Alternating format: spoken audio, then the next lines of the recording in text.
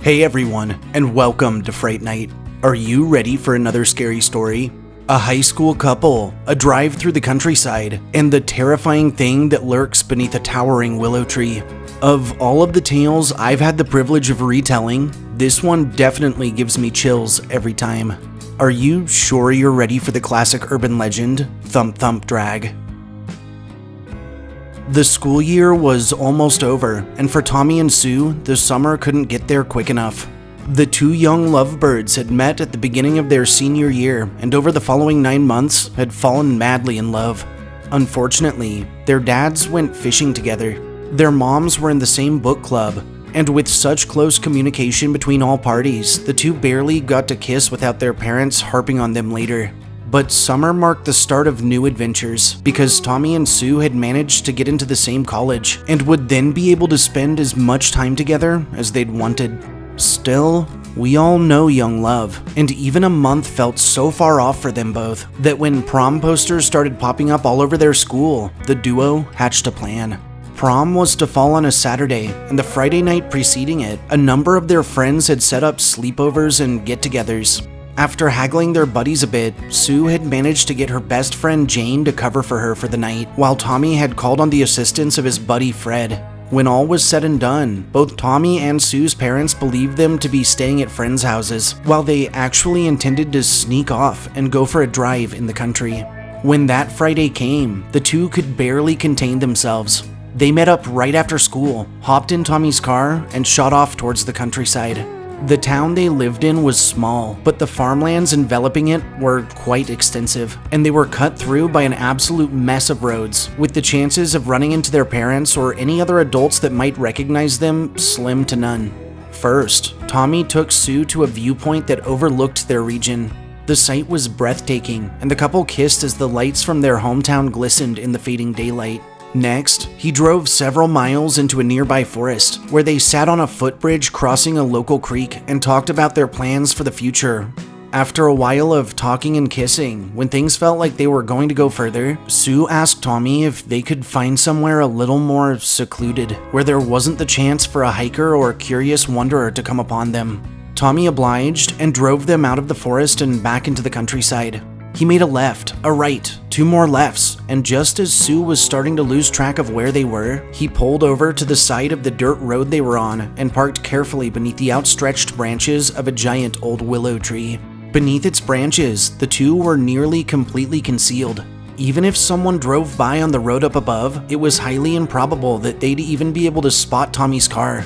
After a moment of light banter, the two resumed kissing, but just when things were getting hot and heavy, they heard a sound. It was an engine, but this engine in particular was familiar to the young couple. They broke away from each other and peered through the encroaching branches carefully. Sure enough, it was Sue's father's truck, and they could barely make out his silhouette along with that of her mother's in the passenger seat. What's more, they were driving slowly, shining a flashlight out the window in all directions. After a few tense moments, they moved on down the road. The couple was both stunned and anxious. "Oh my God," started Sue. "That was my parents. They must have figured out we weren't where we said we'd be." It's okay," replied Tommy, rushing for his keys. "I'll just drive us into town really fast. We'll go to the theater, call them from there, and tell them that we decided to go see a movie instead. They won't be happy, but at least they won't kill us." He tried the ignition, and while power came across the dash, the engine refused to turn over. "Tommy," said Sue nervously, "stop it, that's not funny."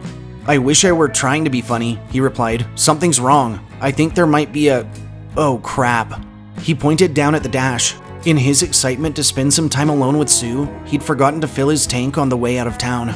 They were completely out of gas. Sue began to cry. "I'm going to be in so much trouble, Tommy," she said through tears. "They're going to keep me from you forever." "Don't panic yet," reassured Tommy. "You know I'm one of the best cross-country runners on the team. I know a trail that cuts straight to town.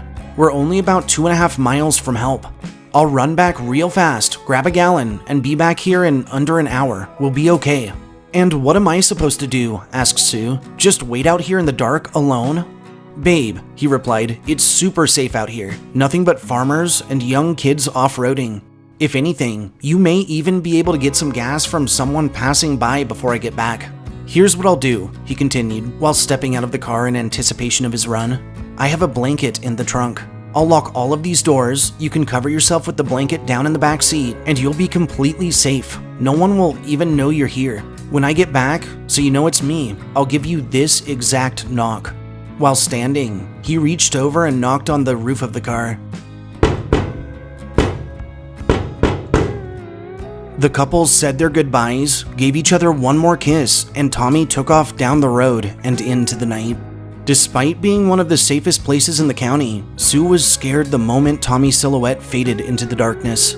She grabbed the blanket, tucked herself very low into the back seat, and made sure her whole form was covered so that anyone passing by wouldn't even know she was there. The downside of this position, she couldn't see the clock and had no idea how much time had passed. In total darkness, she waited and waited and waited. Then, just as she was about to fall asleep, she heard it. Her heart skipped a beat, but right before she stood to open the door, something went wrong. The knocking continued. The pattern changed.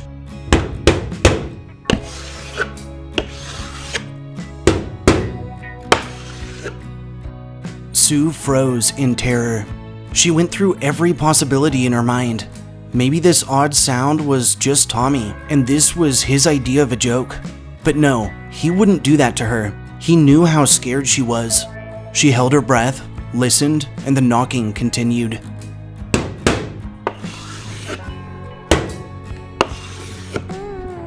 Sue shivered under the blanket and hoped that whoever or whatever was out there couldn't see her tremble. What seemed like hours passed, though through her fear, it could have been much less time, and all the while, the sinister commotion continued.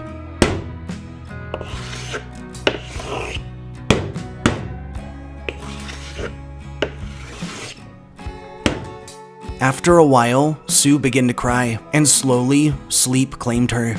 Suddenly, however, she was awakened by another noise, a rapping that sounded like something metallic hitting the window, and then she heard a stern male voice.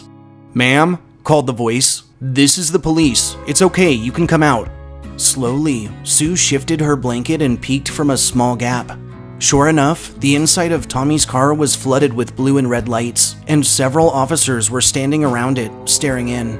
She ripped the blanket off and threw the door open. "What's going on?" she asked. "Where's my boyfriend?" But the officer nearest the door, a large man with a shaved head and a serious look about him, cut her off. "Ma'am, I'm going to need you to exit the vehicle," he started. "When you do, I need you to look directly into my eyes and nowhere else." Slowly, Sue lifted herself from the car and followed the officer back to his squad car. But as she neared the police vehicle, something in the window's reflection caught her eye. She spun around and let out a blood-chilling scream. There, right above the car she'd been hiding in, was the body of Tommy, who'd been cut down the middle and hung by the neck from that old willow. He was swinging back and forth with the wind, his toes just barely touching the roof to produce a horrifying... What an absolutely disturbing urban legend. But where did it come from, and is there any truth to this tale of terror? Much like the classic urban legend The Hook, the roots of the story Thump Thump Drag, which has also been called the death car, the boyfriend's death, or the hanging boyfriend, stretch back to the 1940s, possibly even a bit earlier, and only grew in popularity as time went by. Following World War II, amidst a rise in popularity in both automobile travel and teenage independence, the legend would spread like wildfire as parents utilized it as a scare tactic to keep their children from sneaking out at night. And through the 1960s, as urban legends were solidified in American culture, so was this tale, which often originally coincided with the story of the hook-handed killer.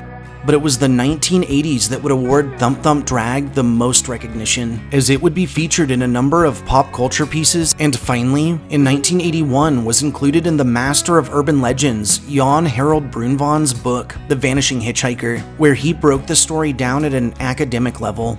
Through the 1990s, this fable would only gain more traction as it was featured in a number of anthologies, series, and even films, such as the 1998 classic Urban Legend, in which a major character actually suffers this very same and quite brutal fate.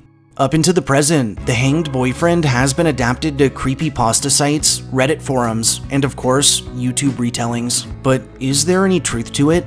While I normally relish finding roots to these stories that are actually tied to our reality, the non-fiction behind this one isn't the case.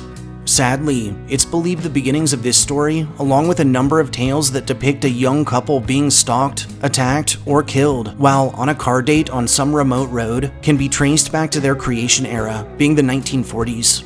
Through May of 1946, the infamous Texarkana Moonlight Murders would transpire, in which the small town was devastated as local youths were slain while frequenting various lovers' lanes. Incidentally, attacks on couples seeking seclusion have also transpired countless more times throughout history, and who really knows how many times before, adding a grimly tragic but somewhat eerie touch of realism to this timeless urban legend. Believe it's just a cautionary story, or heed the warning it carries with it. The choice is up to you. Really only one thing's for certain. If you find yourself in the middle of nowhere with your bow or bell, and that feeling creeps over you, like something's off, like you might be in danger, like someone's watching, get out and fast. Lock the doors, stick together, and rethink sneaking out the next time the opportunity arises, because you never really know who's out there, just beyond the shadows.